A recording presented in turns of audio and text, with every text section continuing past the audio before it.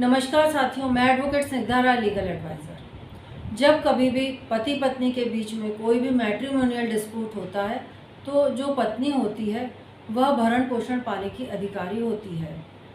पत्नी कई धाराओं में अपने पति से भरण पोषण पाने की अधिकारी होती है और वह अपने पति से भरण पोषण ले सकती है।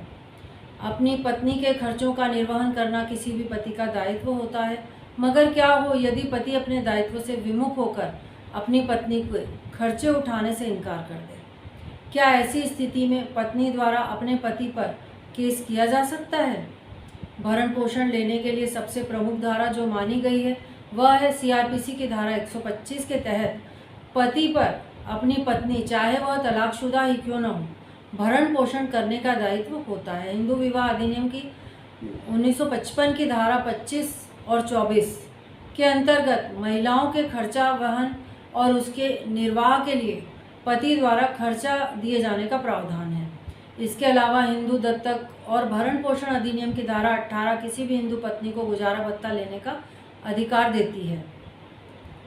और स्पेशल मैरिज एक्ट 1954 के अंतर्गत धारा 36 और 37 में किसी भी पत्नी को वाद के दौरान और इसके साथ ही स्थायी निर्वहन का अधिकार प्राप्त होता है। स्पेशल मैरिज एक्ट के बारे में मैं अपने अगले वीडियो में आपको बताऊंगा। और इसके अलावा लिव इन रिलेशनशिप की स्थिति में भी लड़की द्वारा भरण पोषण के अधिकार की मांग की जा सकती है। और इसके अलावा भी घरेलू हिंसा अधिनियम के तहत भी पत्नी अपने पति से भरण पोषण ले सकती है। और घरेलू हिंसा अधिनियम के तहत तो पत्नी अपने पति से कंपनसेशन तक प्राप्त कर सकती है। यह अधिकार पत्नी को कानून द्वारा दिया गया है। तो इस प्रकार हम देखते हैं कि पत्नी के लिए कई कानून में भरण पोषण की व्यवस्था की गई है। लेकिन इन सब धाराओं में क्या फ़र्क है? ऐसा नहीं है कि पत्नी इन सब धाराओं में एक साथ मुकदमा करके पति से भरण पोषण ले सकती है।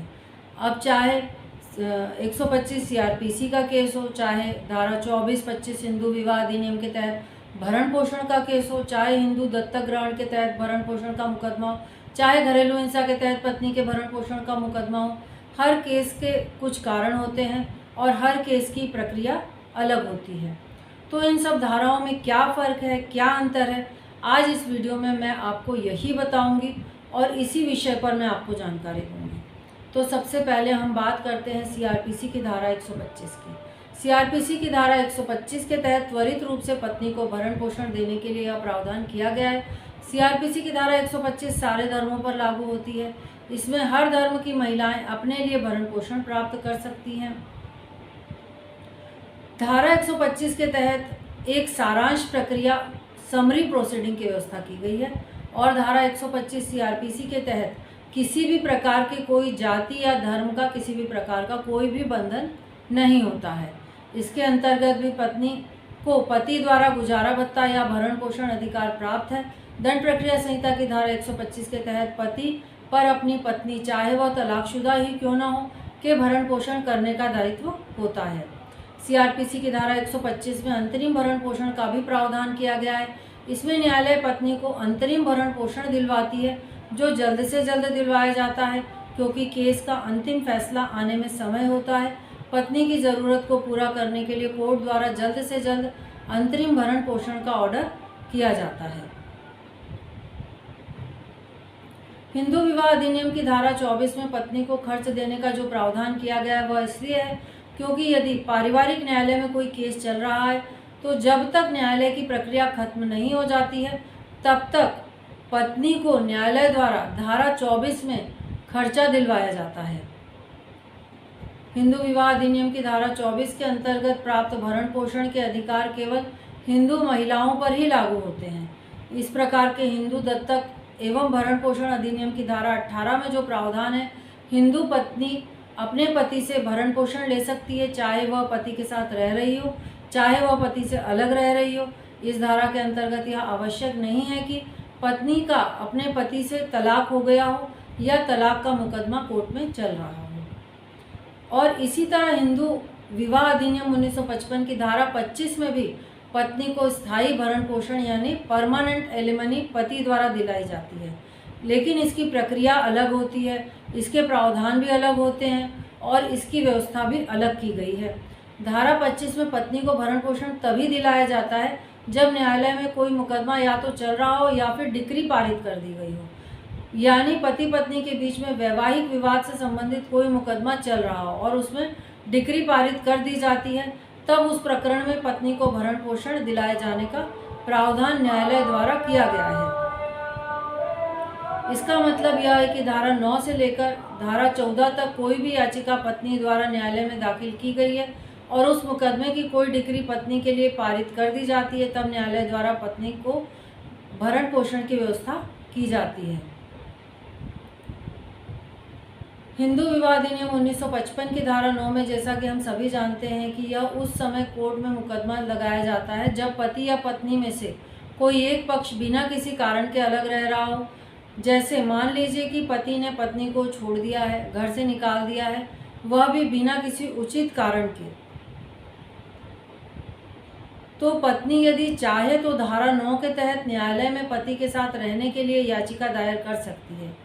इसी प्रकार धारा 10 में न्यायिक पृथक्करण यानी जुडिशियल सेपरेशन की व्यवस्था की गई है और हिंदू अधिनियम 1955 की धारा 11 और 12 जो है वो विवाह को शून्य करने घोषित करवाने की याचिका दायर की जाती है। ये सब अगले वीडियोस में आपको देखने को मिलेगा। इसी प्रकार धारा 13 में पति या पत्नी यदि एक साथ नहीं रहना चाहते हैं तो तलाक के लिए प्रकरण न्यायालय में दर्ज कर सकते हैं। इसी तरह हिंदू विवाह अधिनियम की धारा 14 में यह बताया गया है कि विवाह विच्छेद की याचिका जब तक पति या पत्नी विवाह के 1 साल पूरे न हो जाए या फिर वह 1 साल से अलग रह रहे हों तभी दाखिल किया जा सकता है, या फिर कोई अन्य कारण होने पर यदि न्यायालय उचित समझता है तो 1 साल के अंदर भी याचिका दायर की जाती है। मतलब धारा 14 के अंतर्गत यदि न्यायालय से तलाक लेने के लिए अनुमति लेने के लिए आवेदन किया जाता है तभी धारा 25 लागू होती है। इसका मतलब यह है कि धारा 9 से लेकर धारा 14 तक जितने भी प्रकरण बताए गए हैं, न्यायालय जब उसमें कोई डिक्री देता है तो न्यायालय पत्नी को और पति को भी भरण पोषण के लिए परमानेंट एलिमनी देने का ऑर्डर दे सकती है। इसका मतलब यह है कि पत्नी तो पति से परमानेंट एलिमनी लेने के लिए पति से दावा कर ही सकती है, लेकिन यदि पति भी लेना चाहे तो कोर्ट से पति को परमानेंट एलिमनी की व्यवस्था की गई है। मतलब कि पत्नी यदि नौकरी कर रही है और पति यदि बेरोजगार है तो उस दशा में पति को भी पत्नी से खर्चा लेने का जो अधिकार है वह न्यायालय द्वारा दिया जाता है।